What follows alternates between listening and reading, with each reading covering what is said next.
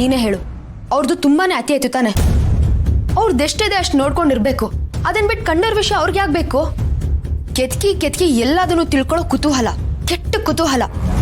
ತಾನಾಯ್ತು ತನ್ನ ಕೆಲಸ ಆಯ್ತು ಅಂತ ಇರೋದನ್ನ ಬಿಟ್ಟು ತಲೆ ಹಟ್ಟೆ ಮಾಡ್ತಾರೆ. ಕಪ್ಪಿರಾಯ ಯಾವಾಗ ನೋಡಿದ್ರು ವಟ ವಟ ವಟ ಅಂತ ಮಾತಾಡ್ತಾನೆ ಇರ್ತಾರೆ. ನನ್ನ ತಲೆ ಚಿಟ್ಟು ಹಿಡಿಸ್ಬಿಡ್ತಾರಮ್ಮ, ಅಷ್ಟು ಮಾತಾಡ್ತಾರೆ. ಯಾರ ಬಗ್ಗೆ ಹೇಳ್ತಿದ್ದೀನಿ ಅಂತ ಯೋಚನೆ ಮಾಡ್ತಿದ್ಯಾ? ಅದೇ ಹೊಸದಾಗಿ ಬಂದಿದಾರಲ್ಲ ಸೃಜನ್ ಅಂತ, ಅವ್ರ ಬಗ್ಗೆ. ಅವರು ಮಹಾನ್ ತರ್ಲೆ. ನನ್ನ ವೈಯಕ್ತಿಕ ವಿಚಾರನೆಲ್ಲ ಕೇಳ್ತಾರಮ್ಮ ಅವರು. ಅದನ್ನ ಕಟ್ಕೊಂಡು ಅವ್ರಿಗೇನಾಗ್ಬೇಕು? ಸ್ವಲ್ಪ ಸಲ್ಗೆ ಕೊಟ್ರೆ ತಲೆ ಮೇಲೆ ಹತ್ತು ಕೂತ್ಕೋತಾರ ಅವರು. ಆದ್ರೆ ಅವರು ತುಂಬಾ ಹತ್ತಿರದವರು ಅನ್ಸ್ತಾರೆ, ಗೊತ್ತಿರೋರು ಅನ್ಸ್ತಾರೆ, ತುಂಬಾ ಪರಿಚಯ ಇರೋರು ಅನ್ಸ್ತಾರೆ. ಆದ್ರೆ ಎಲ್ಲಿ ನೋಡಿದೀನಿ ಅಂತ ನೆನಪಾಗ್ತಿಲ್ಲ ಅಮ್ಮ. ನಿನ್ನಾದ್ರೂ ಕೇಳೋಣ ಅಂದ್ರೆ ಏನು ಪ್ರಯೋಜನ ಇಲ್ಲ. ಇವಾಗ ಮಾಡ್ತಿದ್ದೀನಿ ನೋಡು ಹೀಗೆ, ನನ್ನನ್ನು ನಾನೇ ಮಾತಾಡ್ಕೊಂಡು ಸುಮ್ಮನಾಗ್ಬೇಕು. ಒಂದೊಂದ್ಸತಿ ಅವ್ರ ಹತ್ರನೇ ನೇರವಾಗಿ ಹೋಗಿ ಕೇಳ್ಬೇಡ ಅಂತ ಅನ್ಸುತ್ತೆ. ಮರುಕ್ಷಣ ಅವ್ರ ಹತ್ರ ನಾನೇನು ಹೋಗಿ ಮಾತಾಡೋದು ಅಂತ ಅನ್ಸುತ್ತೆ. ಹಂಗೂ ಅನ್ಸುತ್ತೆ, ಹಿಂಗೂ ಅನ್ಸುತ್ತೆ. ಏನ್ ಮಾಡೋದು ಅಂತಾನೆ ಗೊತ್ತಾಗ್ತಿಲ್ಲ. ಸಾಮಾನ್ಯವಾಗಿ ಗೊತ್ತು ಗುರಿ ಇಲ್ದಿರೋರ ಹತ್ರ ನಮ್ ಬಗ್ಗೆ ಏನ್ ಹೇಳ್ಕೊಳ್ಳೋದು ಅನ್ಸುತ್ತೆ. ಆದ್ರೆ ಅವ್ರ ಹತ್ರ ಮಾತ್ರ ಅದ್ಯಾಕೋ ಗೊತ್ತಿಲ್ಲ, ಎಷ್ಟು ಕೋಪ ಇದ್ರೂ ಎಲ್ಲ ಹೇಳ್ಕೋಬೇಕು ಅನ್ಸುತ್ತೆ. ಅದ್ಯಾಕಂತಾನೆ ಅರ್ಥ ಆಗ್ತಿಲ್ಲ. ಹೇಳ್ಕೊಳ್ಳೋದ್ರಲ್ಲಿ ಏನಿದೆ? ಇಲ್ಲ, ಅದೆಲ್ಲ ತಪ್ಪು. ಇನ್ ಮುಂದೆ ಅವ್ರ ಹತ್ರ ಮಾತಾಡೋದನ್ನೇ ನಿಲ್ಸ್ಬಿಡ್ಬೇಕು. ಯಾಕೆ ಬೇಕು ಬೇಡ್ದಿರೋದೆಲ್ಲ?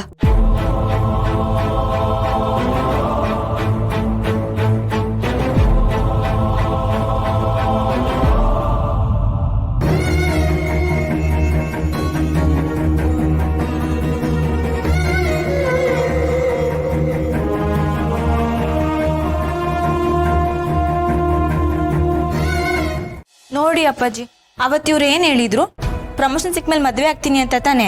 ಇವಾಗಂತೂ ಅದ್ರ ಮೇಲೆ ಇಂಟ್ರೆಸ್ಟೇ ತೋರಿಸ್ತಾ ಇಲ್ಲ, ಪೋಸ್ಟ್ಪೋನ್ ಮಾಡ್ತಾನೆ ಇದ್ದಾರೆ. ನೀವೇ ಹೇಳಿದ್ರಿ ತಾನೆ ಆದಷ್ಟು ಬೇಗ ಮದ್ವೆ ಆಗಿ ಅಂತ. ನಿಮ್ಮ ಮಾತಿಗೂ ಅವ್ರು ರೆಸ್ಪೆಕ್ಟ್ ಕೊಡ್ತಾ ಇಲ್ಲ. ಇತ್ತೀಚೆಗಂತೂ ನನ್ನ ಮೇಲೆ ಗಮನನೇ ಕೊಡ್ತಾ ಇಲ್ಲ. ಏನಪ್ಪ ಜಯ್, ನಿನ್ ಮೇಲೆ ಇಷ್ಟೊಂದು ಕಂಪ್ಲೇಂಟು? ಅದೆಲ್ಲ ಏನಿಲ್ಲ ಅಂಕಲ್. ಇಲ್ಲ ಅಪ್ಪಾಜಿ, ಎಲ್ಲ ಬರೀ ಸುಳ್ಳು. ಇತ್ತೀಚೆಗಂತೂ ಇವ್ರು ಯಾವಾಗ್ಲೂ ಬಿಸಿ.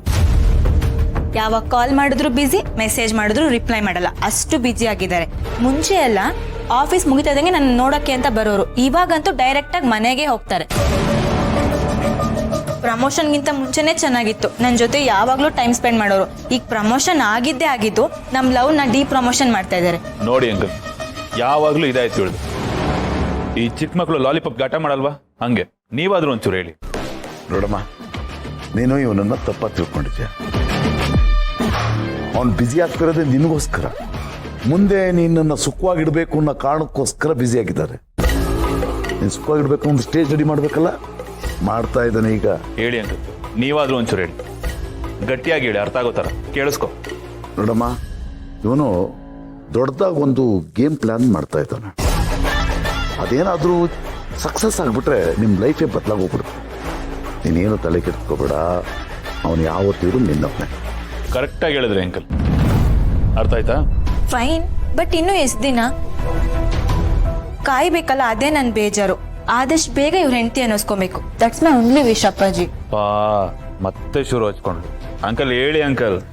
ನೋಡು, ನೀನು ನೊಂದ್ಕೋಬೇಡ, ಸ್ವಲ್ಪ ದಿವಸ ವೆಯ್ಟ್ ಮಾಡು, ತಾಳ್ಮೆ ಇರಲಿ. ನಿನ್ನನ್ನು ಅತ್ಯಂತ ಗ್ರ್ಯಾಂಡ್ ಆಗಿ ಮದುವೆ ಆಗ್ತಾನೆ ಇವನು. ದಿಯಾ, ಇದೆಲ್ಲ ಬರೀ ಸ್ವಲ್ಪ ದಿನ ಅಷ್ಟೆ, ಕಾಯ್. ಫಸ್ಟು ಆನಂದನ ಕಂಪ್ನಿಯಿಂದ ಆಚೆ ಹಾಕ್ಬೇಕು.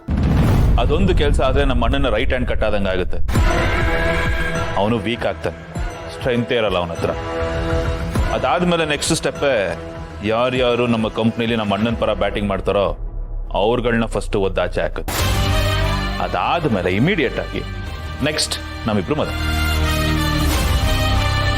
ಖುಷಿ ಆಯ್ತಾ? ಗೆಳೆಯ ಅದಕ್ಕೆ ಬಂದ್ರಲ್ಲ. ಹಾಯ್ ಡುಮ್ಮ ಸರ್. ಹಾಯ್. ಏನೋ ಬರೋದು ಇಷ್ಟು ಲೇಟ್ ಮಾಡ್ಬಿಟ್ರಿ? ಮಾಮೂಲಿ ಗೆಳೆಯ, ಸಿಕ್ಕಾಪಟ್ಟೆ ಟ್ರಾಫಿಕ್. ಹೇ, ಏನೋ ಇಷ್ಟು ಜೋರಾಗಿ ಪಾರ್ಟಿ ಅರೇಂಜ್ ಮಾಡ್ತಾ ಇದೆಯಾ?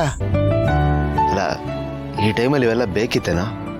ಇಷ್ಟು ದಿವಸ ಖುಷಿ ಕುಡಿತಾ ಇದ್ವಿ, ಇವತ್ತು ದುಃಖ ಕುಡಿಯೋಣ ಬಿಡ.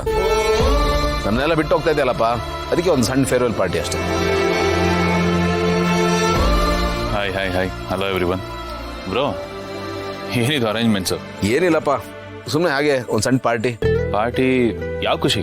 ಖುಷಿ ಅಂತೇನಿಲ್ಲ, ಸುಮ್ಮನೆ ಒಂದು ಗೆಟ್ ಟುಗೆದರ್ ಅಷ್ಟೇ. ಗೊತ್ತು ಬಿಡು, ಇದು ನಿನ್ನ ಕುಚಿಕ್ಕು ಗೆಳೆಯ ಆಪ್ತ ಮಿತ್ರನಿಗೆ ಕೊಡ್ತಿರೋ ಸೆಂಡ್ ಆಫ್ ಪಾರ್ಟಿ ತಾನೆ? ಆನಂದ್ ಅವ್ರೆ, ನೀವ್ ಯಾಕೆ ಹೋಗ್ತಿದ್ದೀರಾ ಅಂತ ಗೌತಮ್ ಅವ್ರು ಆಲ್ರೆಡಿ ಹೇಳಿದ್ದಾರೆ. ಆದ್ರೂ ಕೇಳ್ತಿದ್ದೀನಿ, ನೀವ್ ನಿಜವಾಗ್ಲೂ ಈ ದೇಶ ಬಿಟ್ಟು ಹೋಗ್ತೀರಾ? ನಮ್ಮನ್ನ ಬಿಟ್ಟು ಅಷ್ಟ್ ದೂರ ಹೋಗ್ತೀರಾ ನೀವು? ಅದಕ್ಕೆ ಯಾಕೆ ಇಷ್ಟೊಂದು ಬೇಜಾರು ಮಾಡ್ಕೋತಾ ಇದ್ದೀರಾ? ನಿಮ್ಮನ್ನೆಲ್ಲ ನೋಡೋದಕ್ಕೆ ಯಾಕಾಗ ಬರ್ತಾನೆ ಇರ್ತೀನಿ.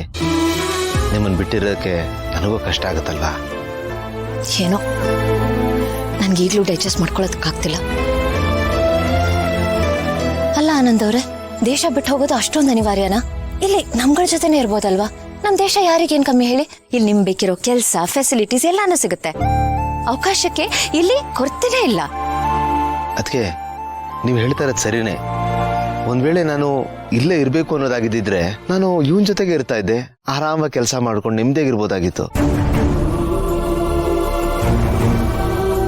ಆದ್ರೆ ನಾವು ಡಿಸೈಡ್ ಮಾಡ್ಬಿಟ್ಟಿದೀವಿ.